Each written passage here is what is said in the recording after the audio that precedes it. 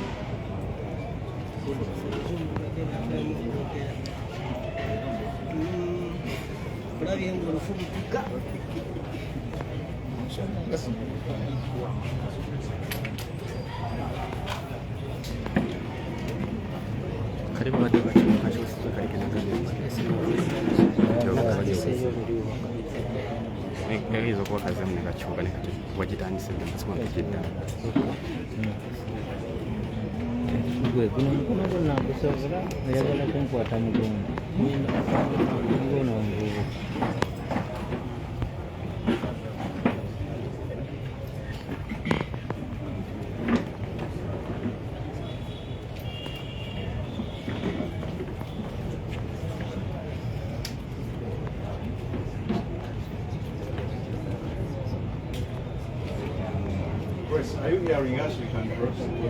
Because you want to have money.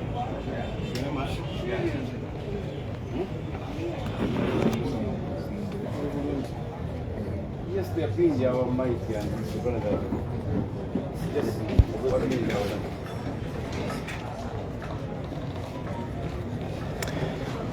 Yes, nkulamusiza gwe muganda wange aliko bewoza Map Media TV 1, Map Media TV 2, Sako ne Transporter Media.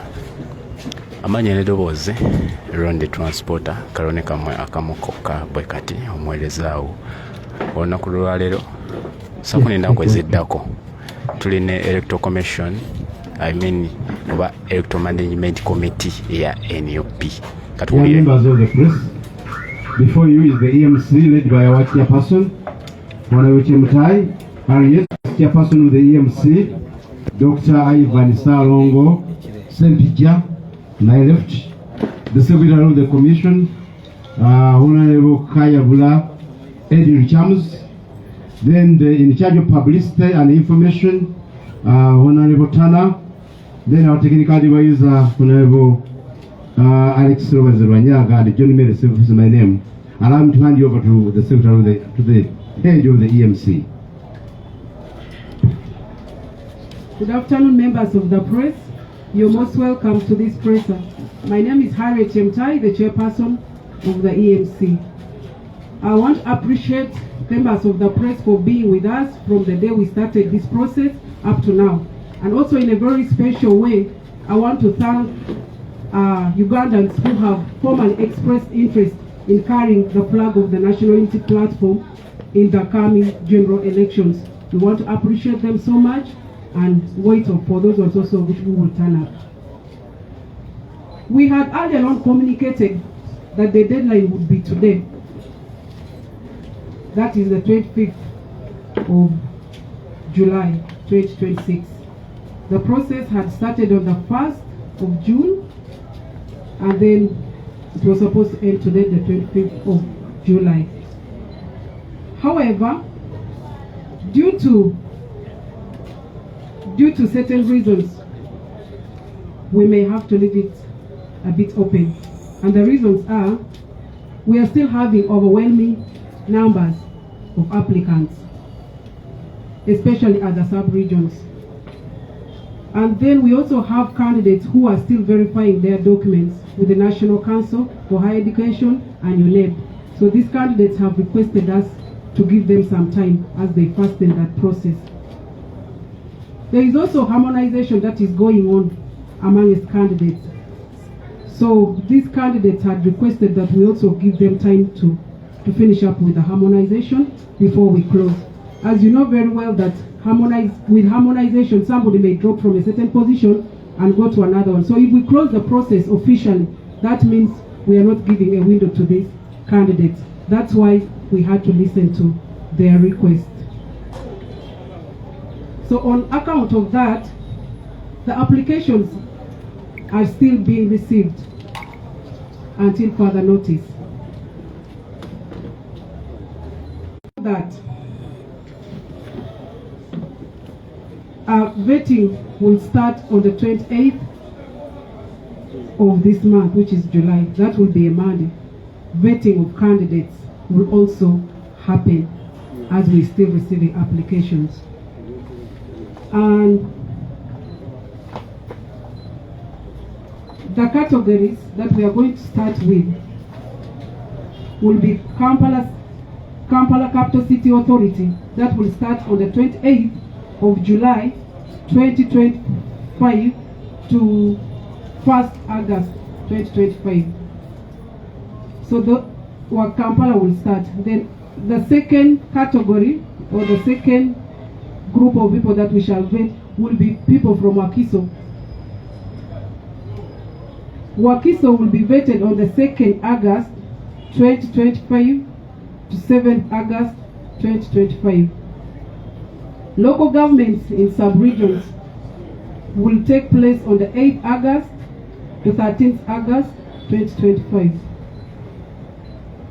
LSC 5 chairpersons, city mayors, KCCA division mayors will be vetted on the 14th August to 18th 2025. Members of Parliament will be vetted on 20th to 27th, and it will be done by the national vetting team. It will be done here. We shall communicate to you. I know most of you are also waiting for numbers, but approximately also other applications that are still being entered into our system and others that we are receiving. We still have a few hours, and now that it's still open, but approximately we have received 11,000 applications that we have with us. That is what has been entered in the system. So by the end of the day, I believe these numbers will change because they're still being entered in the system. This is what we got from the system, approximately that.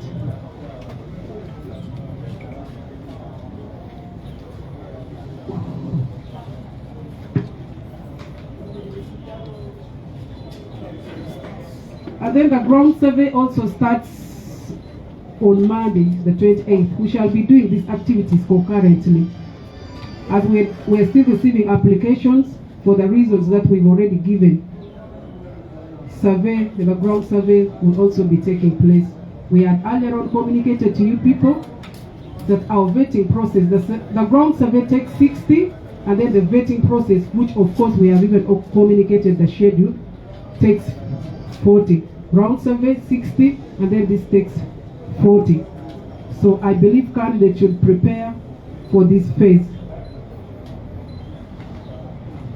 We also urge applicants out there, those who have requested us to extend the time, to fasten the process, because it is the reason we have extended. So they should fasten the process and make sure that they bring their applications so fast so that we can close this and move to another phase. Thank you so much, and may the good Lord bless you. Webale nnyo Madam Chair.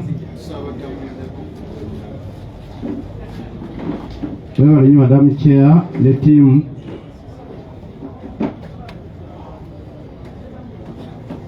Twagala okusooka olw'ekibiina kyaffe kya National Unity Platform okwebaza bannamawulire kutambudde naffe kuba twatandika wano nga EMC okutuuka essaawa eno mukyaliwo alina obugumiikiriza obw'enjawulo bwe mulina mu mitendera egy'enjawulo. twagala okwebaza mu ngeri enjawulo abantu bonna abateekayo okusaba kwabwe nga tubayise okuvanga 1 Ogw'omukaaga omwaka guno 2025 okutuuka olwaleero nga 25 Ogw'omusanvu 2025. Tekitwala for granted, twagala okubeebaza applications ezigenda mu 1,110 ku bifo ebyenjawulo mu ggwanga ziba nnyingi nnyo. Twagala okubeebaza okuwuliriza okuwuliriza okusaba kw'ekibiina kyammwe ku birango bye twateekayo empapula z'amawulire. Mwebale nnyo, mwebale ddala, ndowooza erikoti etatera kusangikasangika bibira by'obufuzi. Twagala mwenna mwenna okubeebaza abateekayo okusaba kwammwe. Mwebale nnyo, mwebale ddala. Mulimu guno twabategeeza ddala nga 23 zikoonye, twabategeeza nti abanaye tujja kuba twongera empaka nga 25. Naye olw'ensonga eziteebereka naye nga ekisingo ensonga ziringa 3 zisinga okuba enkulu. Esooka n'essaawa tubadde tujjaawo essimu ng'evuga oli adduka aleeta mpapula. Tulowooza nti si kyavunaanyizibwa kusibirayo muntu yenna adduka Abakalamujja ajja wano okuteekayo ate obudde bumukutte. Tugamba ndoza tubeere ng'abazadde abalungi nga balabirira abaana baabwe. So tusalawo nti tujja kuleka windo eyo ng'ekyali nzigule y'abantu abaleeta empapula, naye mukozesa akaseera kano tutuwadde kubanga era katono nga kyapazoni babagambye. Tugenda babuulira ebiddako. Ekyokubiri, waliwo bakyali mu UNEP, bannaffe bakyali mu UNEP okukola verification efuuse verification. So omuntu osobola musibirayo ba verification nadda ku bapaka ba parliament siva abeetaaga obuyigirize kiba kyatteeka. Tulowooza tubawe omukisa bamalize ne UNEP bayite empapula zaabwe wano nga zijjudde. Era mu veri tujja kuba tubalaga ebyo naabitambula kuba tubasabye original copies. Abo abeetaaga verification ya UNEP balina okujja nayo. For example, tulina abali mu National Council of Higher Education abalina okujja nekituyita certificate of equivalence ekiraga nti ogassa empapula z'obuyigirize, wasomera bweru, tewasoma senior 4 direct, tewasoma senior 6 certificate of equivalence. Bakubye omulanga nga basaba tubabweyo obudde basobola okuteekateeka empapula zaabwe ezo. Ate ne bannaffe bangi abawulira nti tebajja mu bibiina ebirala ebigenda mu maaso. Obusimu bubuze bagamba naye mutuwe ka space kunganya empapula tuzireeti kati abantu batosobola basibira bweru.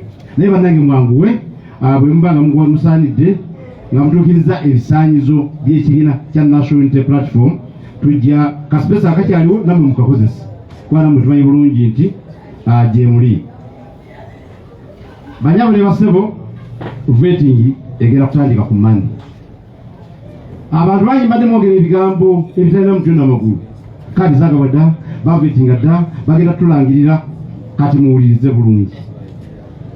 Okwekenneenya bakande essimu abasaba nga tutunuulira empapula zammwe nga tubabuuza kajeeji w'ebibuuzo n'okugenda ku ground bitandika ku Monday.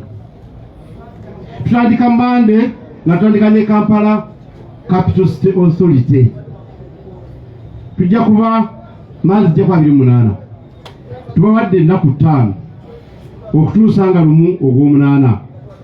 Era amangu aga press conference ewedde tugenda kutandika okutegeeza abakulembeze mu bitundu ebyenjawulo bateeketeeke constituency tubaye programu yaabwe. Constituency kyesooka bwe ya Kampala eriweddako tugenda kibawa amangu aga tuyita abakulembeze bammwe ne platform zaffe ez'enjawulo netandise na Kampala. Bwe tumaliza Kampala ennaku 5 nga ziweddeko byonna tujja bikolerawo kiro na misana mpaka nga abantu baffe bamazeeyo. Then Wakiso district kubanga twasalawo tubagamba abaayita wano batingira wano. So Wakiso district tugenda bavetinga okutandika nga z'omwezi 2 Ogw'omunaana 2025 n'otuwadde ennaku 5 zijja kubamala balina constituencies ndowooza 9 Ogw'omunaana okutuuka nga 7 Ogw'omunaana 2025. Then tulina kitwayise local government in sub-regions. Bwemba mbadde ekyokulabirako kya Buganda tulina Bweta Masaka sub-region, Mukono sub-region, Mubende sub-region, Bweta Luweero sub-region, then Bweta Mpigi sub-region. Sub-region zonna za 5 tuziwadde ennaku nazo 5. Tutandika tujja genda iye museno gye mulaba yeyina okugenda mu sub-regions kuba waliyo ensonga nnyingi abantu bala okuwulira nti omuntu alondeddwa ye mutuufu. So mu sub-regions ezo tutandika nga 8 Ogw'omunaana okutuuka nga 13 Ogw'omunaana omwaka guno. Basentebe ba districts abamu kwetaaga ebiwandiiko ebiri verified. Ba state mayors, tewali meya w'e Masaka, meya w'Eggulu, meya w'e Mbarara, abalala beetaaga empapula nga ziri verified. Kyova twabongedde bajje mu 14. KCCA division mayors abajja kubeera vetted okuva nga ennaku z'omwezi 14 ogw'omunaana okutuuka nga 18 ogw'omunaana. Aho mumanyi nti kuno yagenda tukwatira bendera yaffe ng'aba national platform. Then abaka ba parliament tubasembezaayo kubanga naye basembayo okunominating eri mu gw'omwenda okuyongera eri waggulu. Ebyo natwabirowoozezaako abajja kuvetingibwa abajja kuyita mu kasengejja okuva nga ennaku z'omwezi 2 ogw'omunaana okutuuka nga ennaku z'omwezi 27 ogw'omunaana. Aho vetting tulooza nga 27 ogw'omunaana tujja kuba tumazeyo vetting yonna bakandisi baffe tumaze okubategeera, bafulaga beera zaffe tumaze okubategeera, abagenda okukwatira national unity platform bendera mu kalulu ka 2026 omwaka ogujja January ne February. Ground survey twabagamba bakazi ba NUP bakola papers 2 naddala abali ku level eri abaka ba parliament LC5 abo nabo tubogedde. Paper 1 baya vetting eba technical ddala y'okuddamu kajojo w'ebibuuzo nga mumanyi tuze tukola nga nakibina mu kimanyi bulungi. Then paper ey'okubiri tulina ba consultants betufunye, tulina teams zetufunye ziri impartial independent ezijja ogenda ku ground nga tutegedde tuyitaddewo egayidi eraga omuntu bamubuuza bati ekibuuzo obuuza abantu bameka mu kyalo okumanya ani agwani ani asinga obuwagizi wano. Ate kitegeeza nti bw'osinga eri obuwagizi nti bw'oyita pepa wano tule pepa togiyise, oyina kuyita pepa zombi, pepa 1 eya vetting ne pepa 2 eya ground work. Bwe tuzigatta tufuna max za 100% ng'olangirirwa nga fulaga beera waffe obubaka bwa parliament LC5 obwa meya n'ebirala bonna tubategeeza.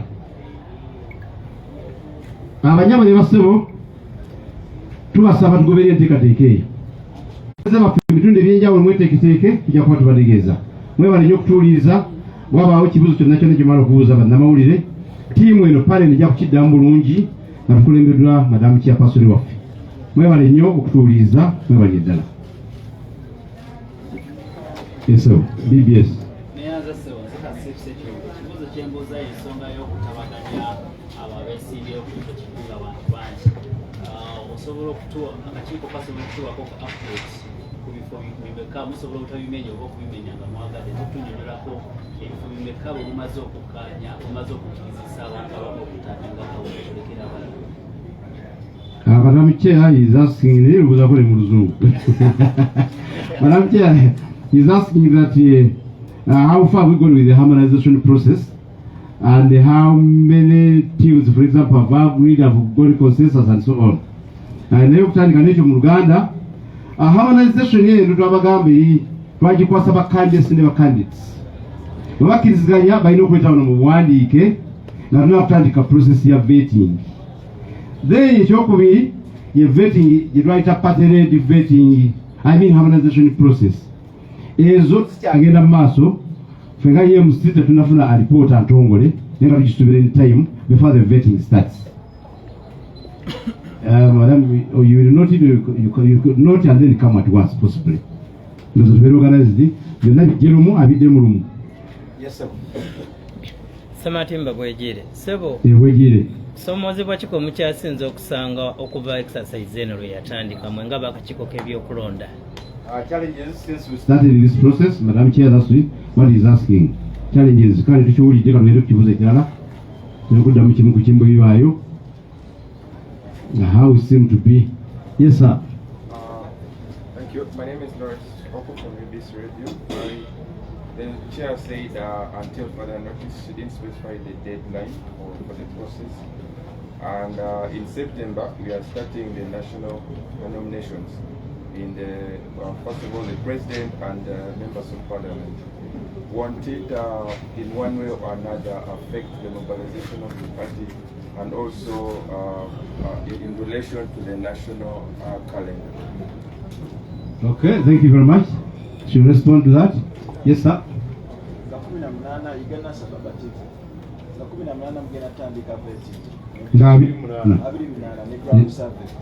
Singa omuntu anaavaayo batakkiriziganyizza nammwe babalabako wano mu by-election z'Akaweero oli naavaayo ne mukola vetting muteekawo debate abantu ne mulondako mudde mulaba nti asobola oli naavaayo najja neyesimbawo okuba namunigina ng'ekibiina omuntu oyo anakkirizibwa okusigala nga munnakibiina oba waliwo enkola endala musuubira aba nesimbawo okuba namunigina mu kibiina kya Madam Chair is asking those ones who may oppose the outcome of the vetting process and they run as independents. What are we going to do as a party? Yes, I think we are. Okay, 1, 2, then you close.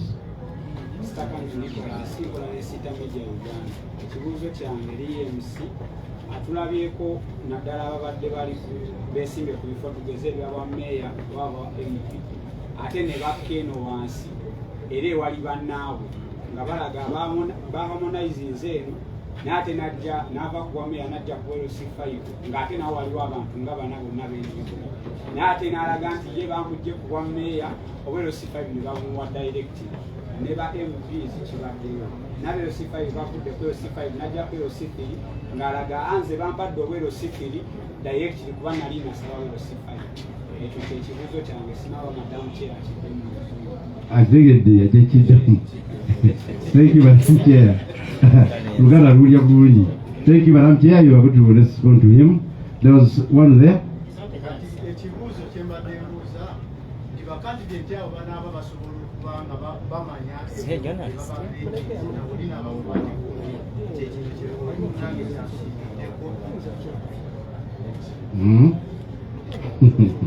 Okay, we shall respond.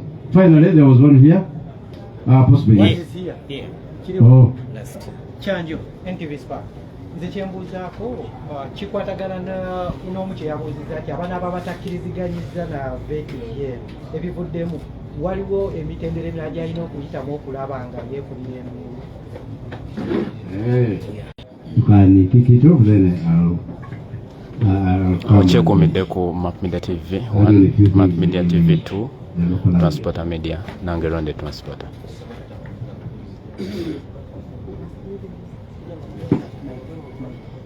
I think I didn't even know who asked a certain question, but I'm going to answer your questions. Somebody has asked about harmonization. How many candidates have agreed? Mr. Sebufu had responded that in Uganda, but I'll still respond to you. At the moment, we don't have a specific number, but so far there are candidates who have been harmonized. Like we communicated to you earlier on, we said the first harmonization was candidate-led. I could be with my vice, we have gone for the same position, and then we called somebody. You people were here when the president communicated that team that would be in charge of harmonization, and those are the vice presidents. So it is not EMC that is doing the harmonization. We cannot be the judge at the same time. Just imagine if we did harmonization and telling people that, no, leave this position. So it is like an assurance of a card. So there is a team that was handling harmonization.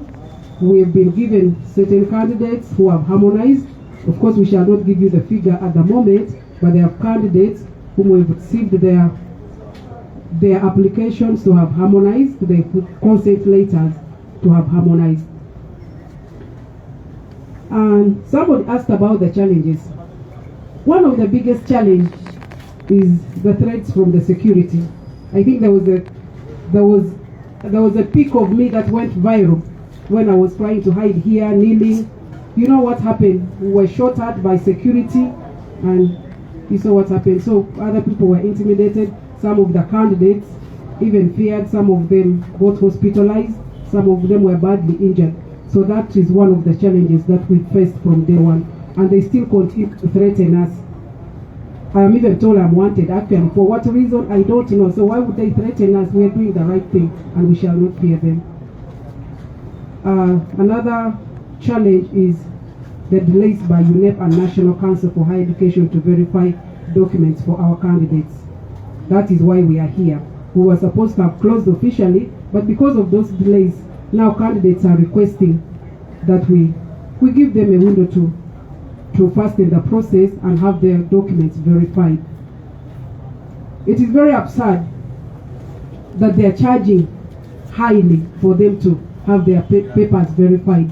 How can a candidate be charged 2 million shillings to just have a mere paper or a mere certificate of equivalence given to them?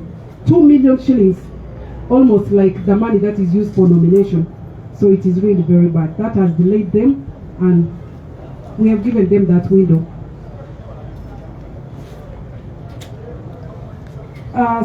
Somebody said, Madam Chair said, until further notice. Further notice could even be evening. It could be tomorrow morning. It could be the day after tomorrow. It could be Monday. So if I say further notice, it does not mean it is indefinite. Further notice is also like soon. If I say soon, it could be 1 hour from now. It could be 10 years from now. So if I say soon, it could be tomorrow. So that's why I wanted to leave it at that. But of course it is very soon, and we're urging applicants out there to fasten the process as we wait for them. It is very soon, very, very soon. It could be tomorrow, it could be Monday, but it will be a date that we shall communicate.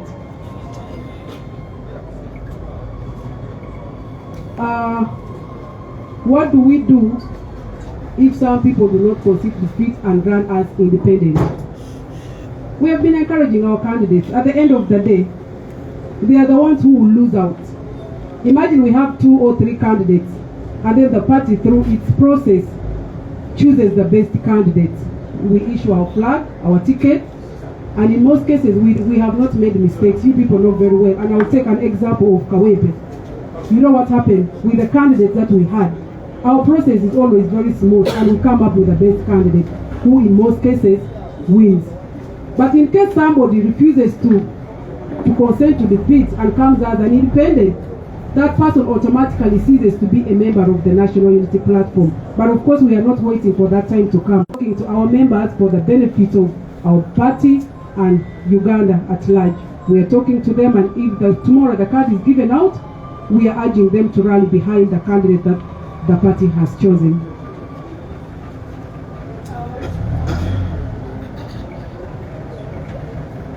Somebody asked also for those who left higher positions, who were harmonized and came to the lower levels.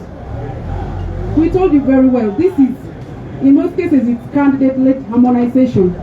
I do self-assessment as the chairperson, as a candidate, not the chairperson. I do self-assessment and say, Harriet, I will not handle being a member of parliament. Or I see the other ones are better than me or stronger than me, maybe financially or when it comes to the ground. And I feel there is somebody who can serve better than I can serve.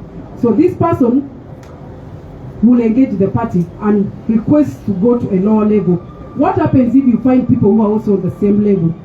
You will be vetted, and you will be vetted like the same. The conditions will be the same, so you will not be treated in a very special way, or it is not an automatic guarantee of the party flag. You will be vetted with those that you have found on that level.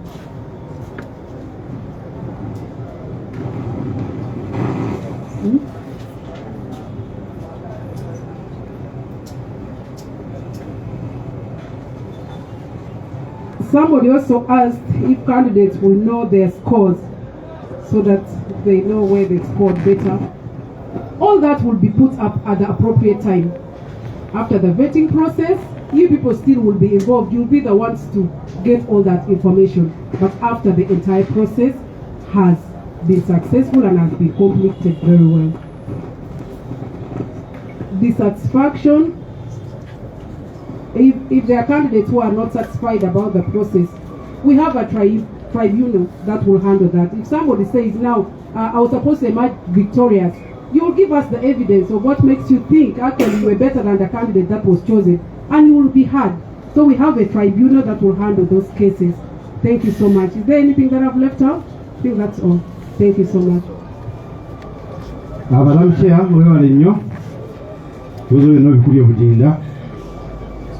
abanyabuli basabo mwatuuza okusomoozebwa ku tusanze ekisookera ddala gavumenti ya Mwai Museveni eno tutawaanyiza nnyo omulimu guno gwe tukola kuba tetwakaliza kalungi konna kyenva mulaba nti yaleeta wano tiya gaasi neeta wano amasasi mwalimu n'obulamu bw'abantu kumpi okugenda okuba ne kusomoozebwa kw'amaanyi ate nga bikyagenda mu maaso Damiki abagambye ttiimu eno etisibwatisibwa buli ddakiika naye ng'ate tesobola kuva ku mulamwa. Kati okuba kusoomoozebwa kw'amaanyi ebyokutiisatiisa. Kusoomoozebwa nakyema lyakwateekawo twakubagamba dde okwa UNEP. UNEP nga National Agency yaba kitawanya abantu bagenda kubeera abakulembeze ba ggwanga. Naye UNEP kulivudde n'okwongezaayo nga mutegedde obulungi, UNEP etawanyiza abantu n'empapula zaabwe ozikonfaminga oli natuukayo mangu akomawo wiiki ejja naddayo wiiki ejja oko nava kusoomoozebwa okw'amaanyi. Naye okusingira ddala kwa National Council of Higher Education okusaba $2 million omuntu okuwa certificate of equivalence. Kati oli abatazirina ayinawo emitwalo gya5 ng'alina okunoonya $1.1 kati abayitaaga time. Kuba kusoomoozebwa nekiyidirenga ne process yaffe eno nga bwe mugirabye. Okwongezaayo kuno kwe tukoze Chairperson yabagambye tusobola okubayita enkya tubagamba neekugomya. Tubagambye mu abasabye ensonga eyo mukozese akadde kano ennaku zino zetubawadde muleete ebibulako n'abalala okuteekamu ebintu byammwe mubiteekemu empapula zammwe mu nnaku zetuwadde entono. Wali saawa yonna tujja kuba tubayita nga tubategeeza nti tuggaddewo. Bajjabe ne bassebo waliwo yabuuzizza omuntu okukkiriza nti awanguddwa mu kuveetinga kuno tayiseemu neyesimbawo nga independent. Ali Kawempe era mumuwadde kula example Kawempe. Abeesimbawo nga independent Kawempe temwabalaba bafuna obulumeka. Mu Uganda pate ekulembeddemu olutabaalo olw'okununula eggwanga lino bagiyita National Unity Platform. Twabadde tuli mu bululu bw'abavubuka ng'era olaba NUP na NRM ate ng'NRM eri mu kubba bubbi. So pate eryemu kyetugamba bannakibiina temupanikinga temutya leka tukole ground survey mujje ku interview nga muli confident bulungi okole kyosinga ekiri mu busobozi bwo. Singa tufulumya results nga sigwoyina tiketi amagezi tukuwa gaweerere teweesimbawo nga independent. Totuka byogera mu kibiina kirala kubanga era bajja kukuwanga kubanga abantu bakkiriza nti omulembe guno gwa National Unity Platform. Abava waggulu ne babeera eyo ne bateesaamu nze budde kuba NUP nyenze wano ko bonna bannakibiina ekyo tukikkiririzaamu. Naye bw'ojja wansi n'obaako bw'osanzeeyo kubanga oba weegasse ku baapplicants abaliwo okuddaali si kanti gwe bw'ojja ate bali babajjewo tekikola nero tekitekireeta ojja wabula ndoza oli yeepimamu n'agamba naye kabalimba sobola kuganye nabo tujja paleka katiba anaasinga yajja okulangirirwa. Naye nga bw'ova waggulu eri kyobudde kubayo mupino ojja kuba lodi kansala oba n'ekifo ekirala tekiba automatic nti gwawo oyiseewo. Baramanya batya results zaabwe. Mwena mwakolako P7 PLE ne mukolako Uganda Certificate of Education ne mukolako A-level ekola etya results. Mulina mubimayina mu bandamawuzi kabe mutyo mujja okumanya results. Mujja kutula paper 1 mutule paper 2 tuzigatte tukola average tulangirira olwakula okufulumya results era tuzifulumye tuzitimbe buli omwalabe eyayise neyagudde. N'abatamatidde twabibaamu naye bwegendereza kuba tuli begendereza nnyo. Bw'otamatya ku level 1 bwoza butayita ku level 2 wabanga wabalamuza abalungi mu ggwanga lino nga bwasala omusango nibwogenda ku apiiru gusigala ku kusinza. So tugenda kwegendereza nnyo kibenga omuntu yeetaga nagenda ku apiiru. However tribunal weeri akakiiko weekali abaneekubira enduulu nga balowooza nti bayise pepa ne bawa makisi zaabwe nga ntono. Naye mwire bwe tubata kuddamu remarking sagiraba okujjako nga lwekinjawulo ennyo naye nga tujja kuteekawo embeera mu ddembe ly'obu ne demokulasiya anawulira kitamatidde ajjagenda mu kakiiko ako yeekubira enduulu atabe nga tutambuza ensonga ezo. Twagala okubeebaza banyaawe ne bassebo omukulu ono tegenika nibaza bafanya kayunga katono nnyo tuwumbewumbe tugende nsebo. Yanze nnyo yanze Chairperson kantu akali tekiniko katono nnyo ke bantu abagala okwesimbawo nga babadde bakolera ebitongole ebyenjawulo gavumenti bakola mu URA omuntu ayagala okwesimbawo ku kifo ky'obwa NUP alina okuba nga yalisayininga nga 13 ogw'omukaaga. Ekisuubira nti ogenda kujja wano nga tonaakufuna permission to resign.